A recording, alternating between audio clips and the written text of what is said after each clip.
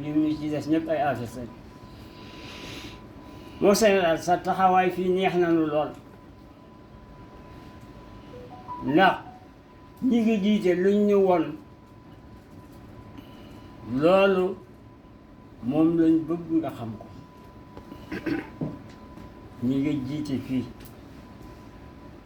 liñ ñuy won ci jikko yu baax loolu lañ bëgg nga xam ko fii jikko yu rafet lañ xam ci ñoom moom lañuy jëflante ba tax jëflante boobu di dox ba agsi fii maa ngi door a mës a ñëw fii ci caserne Sampour boobu yi fële ni ko daan defee gendarmerie bari na ñu fa daan ñëw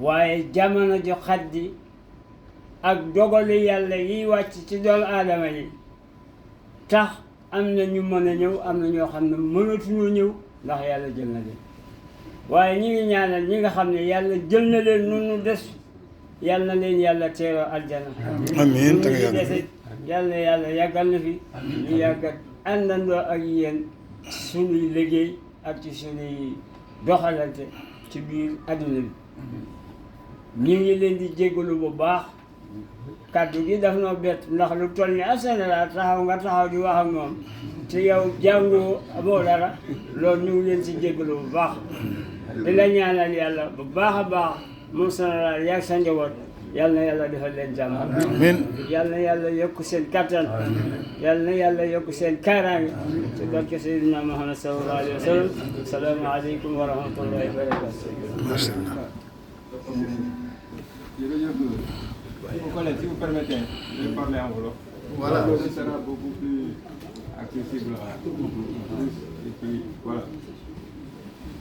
En fait, maa ngi leen di nuyu yéen ñëpp seen tur seen sant, commencer par mon général, avec tout le respect quand même. Parce que, voilà, en fait, quand on dit promotion, on dit encadrement. C'est comme si un véhicule qui n'a pas de volant, du oto. Encadrer responsabilité. Et si le qui boolee fii quelques 30 années plus tard ou 40 ans plus tard, ça veut dire que am na loo def ci nit parce que ñun ñii dañoo duggoon école bi encadré donc vraiment je commencerai par ça. Ensuite remercier également le colonel et le colonel Wanza Ouattara parce que ñooñu fi dalal. Sapeur-pompier dafa am histoire ak ENSOA moo tax man invité ma leen yéen a ma fi invité man fii dañu ma fa abal te benn tànk bi déjà ñu ngi si biti parce que amatuma fi poste mais ñii dañ fi dëkk ñoom parce que ñoo ko sanc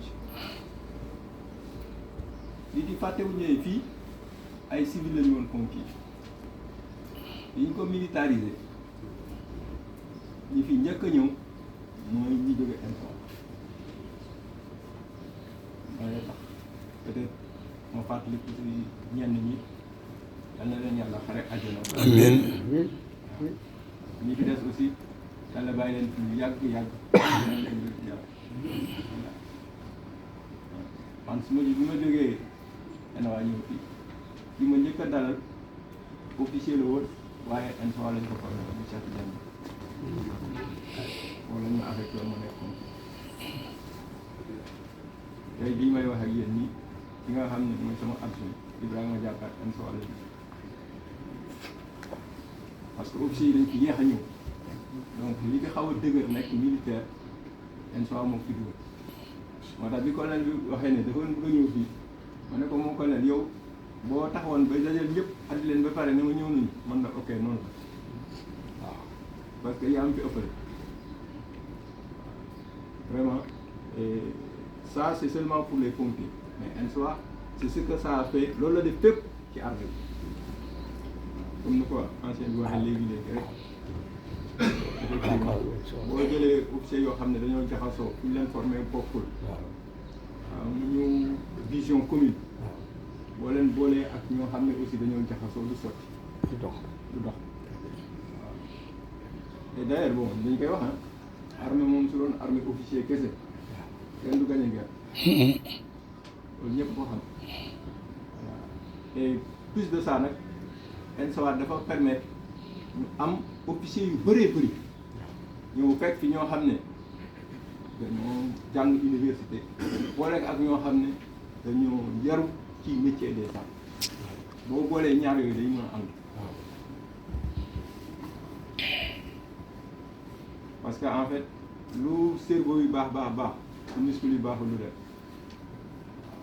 boo boolee woon des officiers sortants seulement d'école peut-être dina baax de mais boo boolee ñi nga xam ne à l'occasion dañ ko wër ñeneen ñi la dañuy wër fële ñeneen ñi wër fële bu ñu àndee ñoom day gën a te loolu vraiment moo tax ENOA ay patrimoine lañu patrimoine nag mooy loo xam ne kenn moom ko ñëpp ko bokk te ku nekk daf ci war a def war garam pour que mu gën a dëgër ñun patrimoine waa bi ñoo ñu gën a jàpp loolu dañuy fekk bâtiment bu am 250 ans ku nekk dugal xaalisam pour ñu defaraat ñu nag dañuy liggéey affaire état la état na ko defal donc li ngeen di def nii ENSOA patrimoine matériel la mais patrimoine immatériel la parce que dafa am esprit boo xam ne dugal na ko ci suñu force yi et souvent suñu joxee armée sénégalaise exemple dañuy fàtte fu mu jógee quoi alors que nag cosaan mooy tax mun na joxe exemple bu ñu nee nit baax na dañuy ne dem leen seet fu mu cosaan donc vraiment ñu leen di remercier fii moom wax dëgg yàlla seen kër loolu leen ci bëgg moom pare di nee naa ko jarul sax muy laajte nañu jox les éléments ñu ñu xool kañ lañ ko mun def ak nag lañ koy defee ñu jàppale waaw vraiment di leen gërëm di leen sant maintenant cadeau bi ngeen ma jox nag en fait neex na parce que man dama am benn habitude depuis qu'on a créé l'école là des sapeurs-pompiers 99% cadeau yi ma jox yëpp école laa koy yóbbu à plus forte raison quand nag benn école jox ma cadeau waaw parce que école boobu moo fiy des boobu moo fay des dans 100 ans là ku dem école di ko fekk cadeau loolu moo am solo noonu la ñuy construire patrimoine parce que en réalité en fait dañ ma abal nekk rek waaw comme bu may dañ ma abal nekk nag bu may dem nag naa fi bàyyi laal yeeg moom bi dafa am solo donc daal vraiment ñaanal leen wér-gu-yaram ñaanal leen fan bu gudd et remercier leen nag wax leen fàttewuñu ñun ñi fi nekk li ngeen def ba ñun ñu mën a mel ni ñu mel te on ne sait pas fabriquer on ne sait pas auto-fabriquer waaw ñaxtal rek mooy tax nga ne man de voilà egg naa fii ma egg si waaye sama yaay ak sama papa defuñu dara ci ma ñeen xamoon lu ñu def ci yow mais ñoo tax nga expérience waaw dafa xóot ca sore loolu dafa am solo quoi moo tax ñun on doit vénérer nos anciens en tout cas man bokk naa ci ñi nga xam ne damaa gëm ancien te loolu moom waxuma ko pour wax ko fii rek wala man sax xam na li may wax waaw et loolu du question boo nekkee chef c'est bu nga nekkee si waroon ne parce que loo deful lieutenant capitaine commandant boo nekkee général tam boo koy def du mat waaw la vérité là c'est pas la fin c'est le début Papa Laye mi mun na xam mun na seede ancien combattant ah Papa Laye mun na seede parce que ànd nañu ah Monsieur le président de la fondation. voilà ànd nañu lu bëri voilà ànd nañu lu bëri waaw li may wax tey moom laa doon wax démb waaw te loolu dafa am solo waaw te voilà man en fait peut-être couleur bi weex na tuuti pas comme l'ancien mais dañuy ñaan mel ni comme moom. Amiin amiin. mais nag voilà et. ñu am c'est du colorant hein. non c'est déjà bien la famille. comme donc du colorant bu mu nekk colorant mais wax leen rek ne leen vraiment li ngeen def aussi war na jàngal peut-être promo yu bëri ñu copier ci yéen quoi waaw parce que nit ko am pas-pas mooy defee nii quoi en tout cas xam leen ne pompier ñun dañ fi nekk rek pas pour que pompier jëm kanam parce que pompier su jëmee kanam moom kese te dëkk bi jëmul kanam du am solo waaw en fait nos armées notre armée nos forces de défense et de sécurité c'est pour que Sénégal jëm Merci, mon général. c'est vraiment nous ne sommes que des outils nous ne sommes que des outils pour que le pays aille de l'avant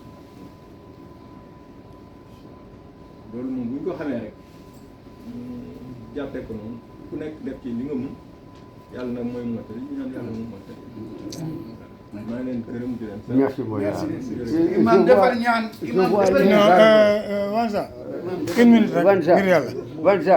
man may Pardon. Vanza bu tëj Je vois encore les arbres au camp Semoudjimit. Les arbres du camp Semoudjimit, j'ai mis des étiquettes avec les noms de chaque soir. Boudiagade.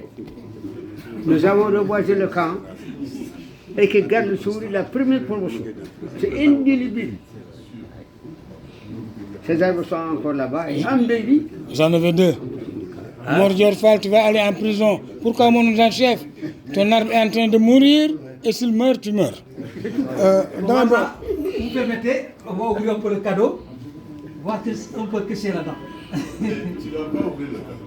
Alors, C'est pas toi qui dois l'ouvrir. oui, je sais, mais il faut Mais yo, faut voir. Bambarang rek. Tu ne laisses pas réfléchir. Bambarang. Hein? Voilà, toi tu es Bambara comme moi.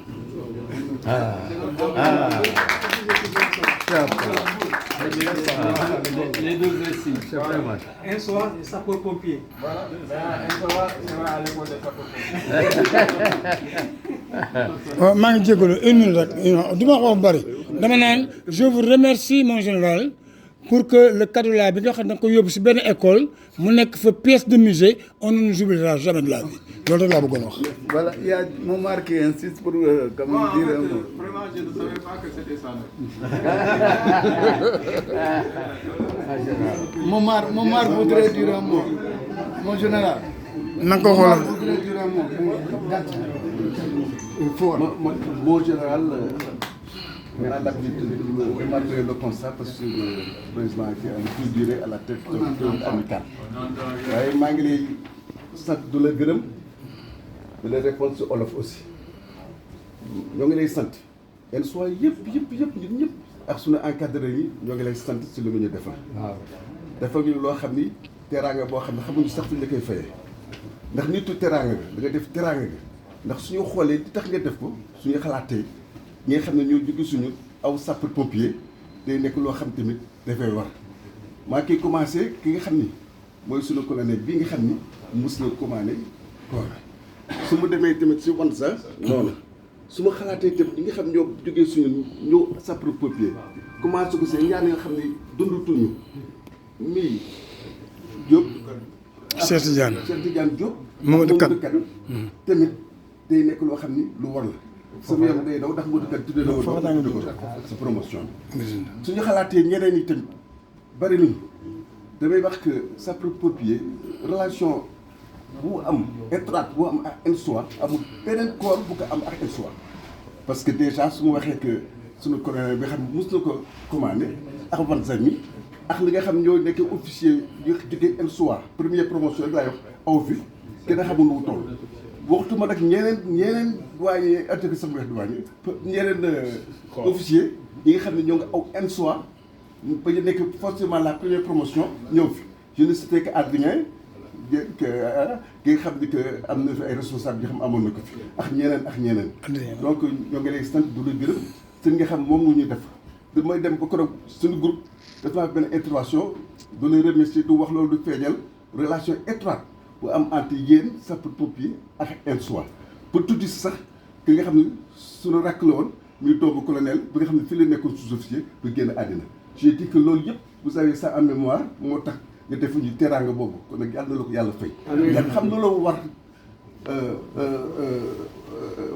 def ko dañu si war a sant ndax am na ñoo xam ne am nañu li ñu leen war te defuñu ko kon ñoo ngi lay sant du ñaan yàlla nga gudd fan ànd ak wër ba sa karaw weex tàll comme samay karaw. mat na voilà jërëjëf Omar. du sant nekk ñi nga xam ne ah sama général bi ak sama colonel dañoo may ak colonel bu def benn discussion ndax si ñoom laa waroon commencé waaye damay def si koo xam ne ñëpp dañ si ànd mii kenn muy suñu bàyyi suñu nijaay suñu lépp suñu doyen yoro jow mii ndax li nga xam ni moom la ñuy defal ak la def ak lu ma defal armée nationale yaa ngi koy wax tradition dafa baax lool te da nga am le respect des anciens je devrais commencer par mon général ak consort waaye moom il faut un respect boo xam ne kenn xamul toll pour son âge pour ce qu'il est parce que actuellement c'est moo fi gën a âge moo jëkk armée léegi di def armée ñun judduguñu sax quoi. légion d'honneur de l'armée française. de la gërëm di ñaan yàlla jox la santé de fer nga tamit bi sa kanam du ñu gunge waaw donc suñu la xalaat rek xalaat suñu encadré nga xam ne dundatuñu tey waaw tey suñu mosoo ñëw lii du ko def ñooñu doon gunge du ñu teetee ba ñu egsi fii ñooñu tam ñu si génn àddina yëpp ñoo ngi leen ñaan yàlla yóbbu leen àjjana. jërëjëf général moom mosuñu bàyyi benn yoon rek mosuñu bàyyi. bu ñu commencé ba fii mosuñu bàyyi du ko xalaat rek il faut que sa xel dem. On ne peut pas. Parce que c'était... On ne peut pas manger un aliment correctement si ce n'est pas cuit dans une marmite. La marmite de l'armée sénégalaise, c'est l'ENSOA, c'est la cheville ouvrière de l'armée, comme disent les Français. C'est la cheville ouvrière de toutes les armées. Et vous, les officiers, vous avez eu la chance d'être formés par des éléments venant de l'armée française. Nous, ont été formés par les éléments de l'armée de Gaulle, général de Gaulle 1945. Alors, on a acquis la sincérité, la droiture, avec des éléments venant de l'armée française. Moi, j'étais recru en 1951. Il y avait les soldats de Gaulle qui étaient mes enseignants, mes instructeurs. Ils nous ont appris la droiture, la persévérance et le travail bien fait. Nous avons utilisé le terrain sans demander à quoi que ce soit à quelqu'un. Un militaire qui est en campagne ne demande pas, il nous pousse mener à tel endroit. Gardez le secret. Ils nous ont appris la dureté du combat. C'est pour ça, lorsque il y a eu des instituts en Casamance, j'ai dit que ce sera terminé. Tous les officiers qui ont commandé la Casamance ont eu l'honneur. Ils n'ont pas touché les biens détruits. Ils ont été en Casamance au nom du Sénégal et au nom de l'armée. Ouais, nous, les anciens combattants, Sénégal, ce qui restait, on était 28. Maintenant, il reste 9. Il y a des disparitions, beaucoup disparu. Mais nous gardons encore cette camaraderie de l'armée. Hein. Il n'y a pas longtemps, une semaine, que le ministre des Forces armées nous a reçus. Nous avons parlé de beaucoup de choses, surtout la pension des anciens militaires. C'est pas bon. Tous mes camarades sont morts par misère morale. Ils touchaient de très bonnes soldes dans l'armée, donc surtout on a tout retiré, on a resté la solde de base. Tous sont morts dans la misère morale. C'est à voir. J'ai eu l'occasion, je suis doyen, j'ai 96 ans, je peux parler comme je vous parle au président de la République. Et j'ai l'honneur d'en parler, sachez-le. Je lui dirai que les anciens militaires sont mal payés. Et je lui dirai que le logement des anciens combattants que la France a construit ici, au Sénégal, c'est délabré. Les maisons de tour là, ce sont les anciens combattants. On n'a qu'à les vendre et remettre l'argent à ce pays-là et aux anciens combattants. Merci beaucoup. Merci. Samba, elle a déjà Samba qui veut faire un témoignage. Moi, je voudrais seulement faire un témoignage. ñëwal jógal taxaw ba ñu gis la. da nga koy yab nag.